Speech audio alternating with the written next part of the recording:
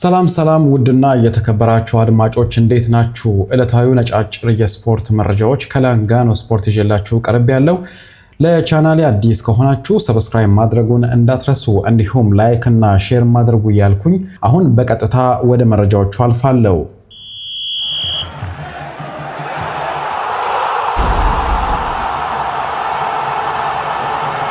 ከአርሰናል ጋር በተያያዘ እየተወሩ ያሉትን መረጃዎች በማየት የምንጀምር ይሆናል። ከአርሰናል ጋር በተያያዘ ሁለት ሰበር መረጃዎች አሉን። የመጀመሪያው ታዲያ የተጠናቀቀ ዝውውር ነው። አርሰናሎች ኬፓ አሪዛባላጋን ለማስፈረም ሙሉ በሙሉ ተስማምተዋል። ለተጫዋቹ ዝውውርም 5 ሚሊዮን ፓውንድ የሚከፍሉ ይሆናል። ተጫዋቹም ታዲያ ባለፈው ክረምት በተስማማው መሰረት ማለት ነው በ5 ሚሊዮን ፓውንድ የውል ማፍረሻ ወደ አርሰናል የሚመጣ ነው የሚሆነው። ተጫዋቹ ታዲያ ለዴቪድ ራያ ተጠባባቂ ለመሆን በመስማማት ነው ወደ አርሰናል የመጣው። ኬፓ አሪዛባላጋ የቼልሲ ውድ ፈራሚ ነበር። ነገር ግን ቼልሲዎች በከፍተኛ ደረጃ ዋጋውን ቀንሰው ለመሸጥ ተስማምተዋል። ተጫዋቹ የሕክምና ምርመራውን አድርጎ ለአርሰናል ይፈርማል ተብሎ ነው የሚጠበቀው። ሁሉም ነገር ተጠናቋል። አሁን የሚቀረው የሕክምና ምርመራውን ብቻ አድርጎ ፍርሚያውን አኑሮ ከዛ በኋላ ክለቡ የተጫዋቹን ዝውውር ይፋ ማድረግ ብቻ ነው። ዘንድሮ በፕሪሚየር ሊጉ 31 ጨዋታዎች ላይ ተሰልፎ ተጫውቶ 39 ጎሎች የተቆጠሩበት ሲሆን 8 ጨዋታዎች ላይ ደግሞ ጎል ሳይቆጠርበት መውጣት ችሏል። በቢልባኦ አካዳሚ የእግር ኳስ ህይወቱ የጀመረው ኬፓ አሪዛባላጋ በ80 ሚሊዮን ዩሮ ነበር በ2018 ወደ ቼልሲ የመጣው። ከዛ በኋላ ተጫዋቹ ከሪያል ማድሪድ ጋር በውሰት ያሳለፈበት አጋጣሚ ነበር። ከዛ ወደ ቼልሲ ተመለሰ፣ ወደ ቦርንማውዝ አመራ። አሁን ደግሞ የአርሰናል ንብረት ለመሆን ተቃርቧል ማለት ነው። የኬፓ አሪዛባላጋ ዝውውር በቀናት ውስጥ የሚጠናቀቅ ይሆናል። ሁለተኛው መረጃችን ደግሞ የሚሆነው ባለፈው ሳምንትም ሲዘግብላችሁ እንደነበርኩት አርሰናሎች ክሪስቲያን ኖርጋርድን ከብሬንትፎርድ ለማስፈረም ይፋዊ የሆነ ጥያቄያቸውን ዛሬ አቅርበዋል። ለተጫዋቹ ዝውውርም 11 ሚሊዮን ዩሮ ወይንም ደግሞ 9.3 ሚሊዮን ፓውንድ አቅርበዋል። የ31 ዓመቱን አማካይ ለማስፈረም ማለት ነው። አርሰናሎች ከቶማስ ፓርቴ ጋር እስካሁን መስማማት አልቻሉም። በዚህም መሰረት ነው ተጨማሪ የአማካይ ስፍራ ተጫዋች ስለሚያስፈልጋቸው እንቅስቃሴ ማድረግ የጀመሩት። ከክሪስቲያን ኖርጋርድ ጋር በተያያዘ ስማቸው ሲያያዝ ነበር። አሁን ይፋዊ የሆነ ጥያቄ አቅርበዋል። የተከላካይ አማካይ ተጫዋች የሆነው ክሪስቲያን ኖርጋርድ በተጠናቀቀው የውድድር ዓመት በፕሪሚየር ሊጉ 34 ጨዋታዎች ላይ ተጫውቶ 5 ጎሎችን አስቆጥሮ 4 ጊዜ ደግሞ አሲስት አድርጓል። 1 ጊዜ በቀይ ካርድ ከሜዳ ተሰናብቷል። ጆርጂኒሆ ክለቡን ለቋል። ለሱ ማርቲን ዙቢሜንዲ እንደሚፈርም ነው የሚጠበቀው። አሁን ደግሞ ቶማስ ፓርቴ ባለመስማማቱ ክሪስቲያን ኖርጋርድን ለማስፈረም እንቅስቃሴ አድርገዋል ማለት ነው። የሚያገኙትን ምላሽ የምንጠብቅ ነው የሚሆነው። በ2019 ነበር ክሪስቲያን ኖርጋርድ ከፊዮረንቲና ወደ ብሬንትፎርድ የመጣው በ2019። ከዛ በኋላ የቡድኑ ቁልፍ ተጫዋች መሆን ችሏል። ክለቡን ከሁለተኛው ዲቪዚዮን ብሬንትፎርድን ማለት ነው ወደ ፕሪሚየር ሊጉ እንዲያድግ ረድቷል። አሰልጣኝ ቶማስ ፍራንክ ብሮምቢ በሚባለው ክለብ ውስጥ ሲያሰለጥነው ተጫዋቹን ያውቀው ነበርና እሱ ነው ወደ ብሬንትፎርድ ያመጣው። አሁንም ወደ ቶተንሃም ሆትስፐር ሊወስደው ይችላል ሲባል ነበር። ነገር ግን አርሰናሎች ቀድመው ጀምረዋል። ብሬንትፎርዶች ይቀበላሉ ወይስ የሚለውን እንመለከታለን። በትራንስፈር ማርኬትም አሁን ተጫዋቹ የተገመተው 11 ሚሊዮን ዩሮ ነው። የሚፈጠረውን ነገር የምንመለከት ነው የሚሆነው። አርሰናሎች ክሪስቲያን ኖርጋርድን ለማስፈረም ይፋዊ የሆነ ጥያቄ አቅርበዋል።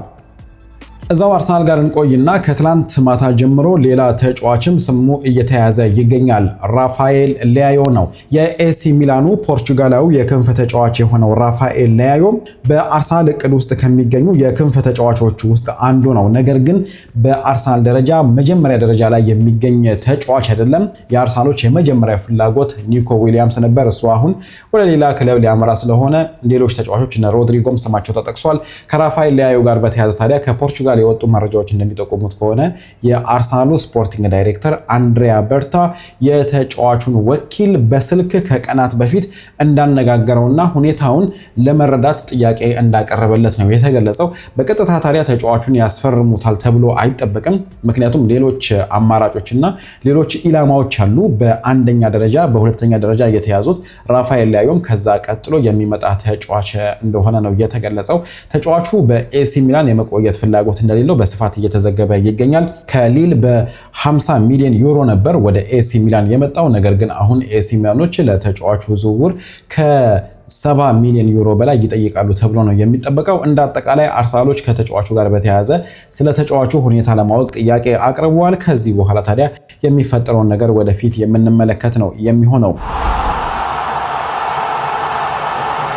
በመቀጠል የማንቸስተር ዩናይትድን ጉዳይ እንመልከት። ከማንቸስተር ዩናይትድ ጋር በተያያዘ ታዲያ እየተወሩ ያሉትን መረጃዎች ነው የምንመለከተው። ዩናይትዶች የተለያዩ ተጫዋቾችን መሸጥ እንደሚኖርባቸው ይጠበቃል።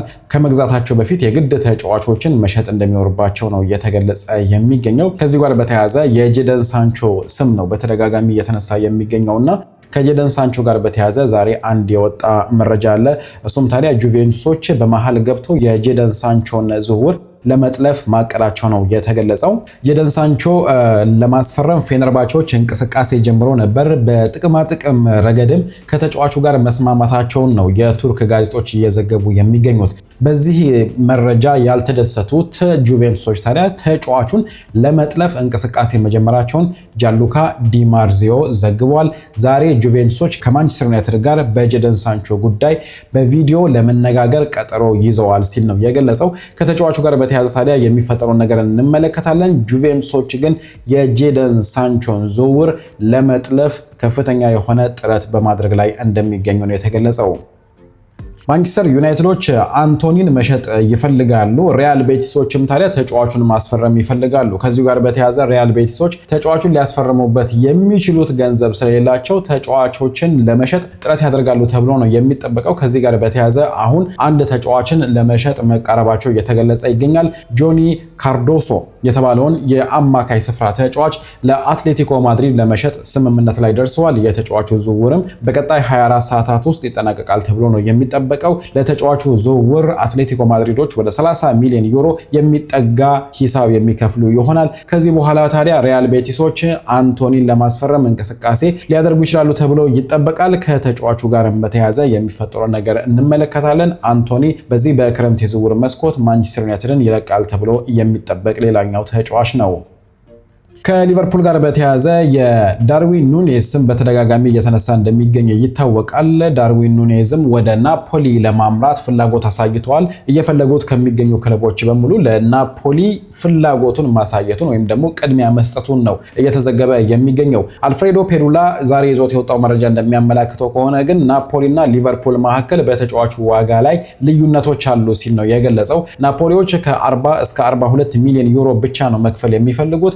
ሊቨርፑሎች ግን ተጨማሪ 8 ሚሊዮን ዩሮ እንዲከፈልና የተጫዋቹ የዝውውር ሂሳብ 48 ሚሊዮን ዩሮ ወይንም ደግሞ 40 ሚሊዮን ፓውንድ አካባቢ እንዲሆንላቸው ይፈልጋሉ።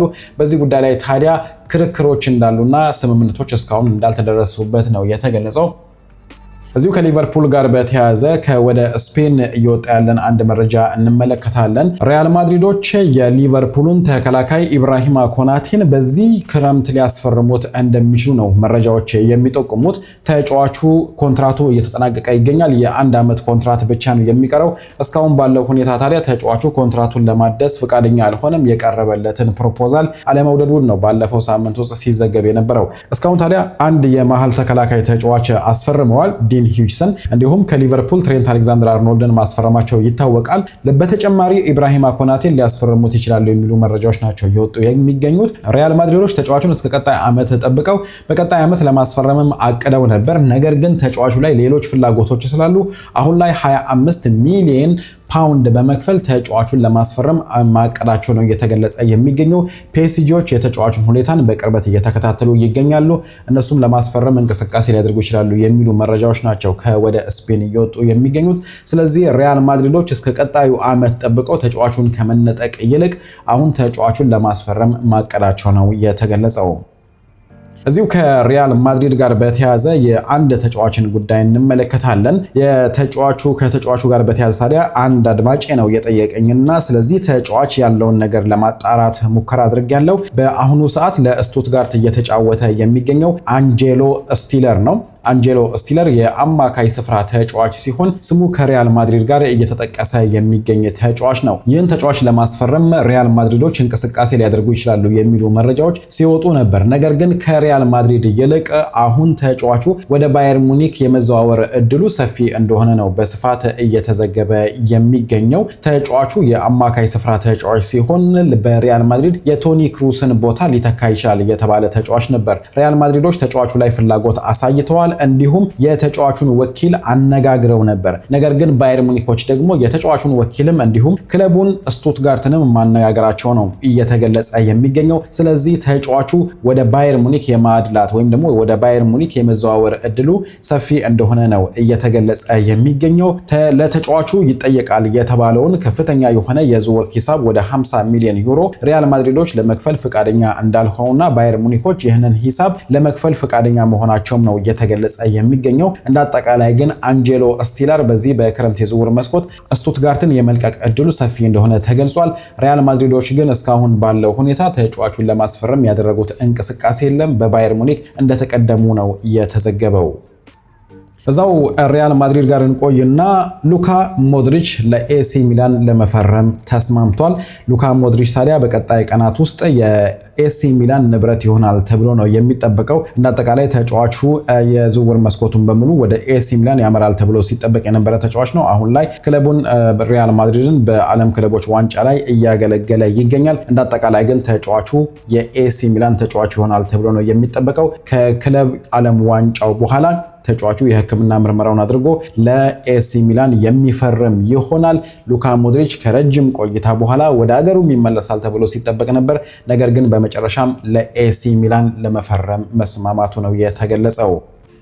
ቸልሲና ሊቨርፑል ማሊክ ፎፋና ላይ ይፎካከራሉ ተብሎ ይጠበቃል። በተለይ ሊዮን በትናንትናው ዕለት ወደ ታችኛው ዲቪዚዮን እንዲወርድ ከተፈረደበት በኋላ ይግባኝ ይጠይቃሉ። በእርግጥ ይግባኙ ተቀባይነት የማያገኝ ከሆነ በርካታ ተጫዋቾች ታዲያ ክለቡን ይለቃሉ ተብሎ ነው የሚጠበቀው። ከዚህ ውስጥ አንደኛው ማሊክ ፎፋና ነው።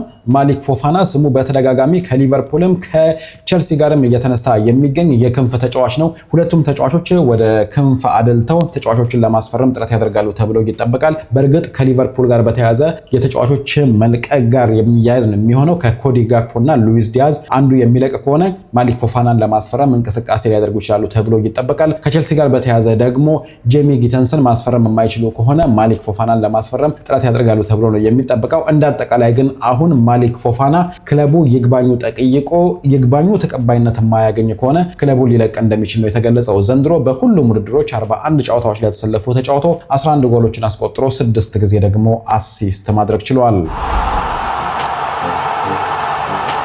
አታላንታዎች የሳውዛምፕተኑን ተጫዋች ካማልዲን ሱሌይማንን ለማስፈረም እንቅስቃሴ መጀመራቸው እየተገለጸ ይገኛል። ተጫዋቹን ለማስፈረምም በንግግሩ የመጨረሻው ምዕራፍ ላይ መድረሳቸው ነው እየተገለጸ የሚገኘው።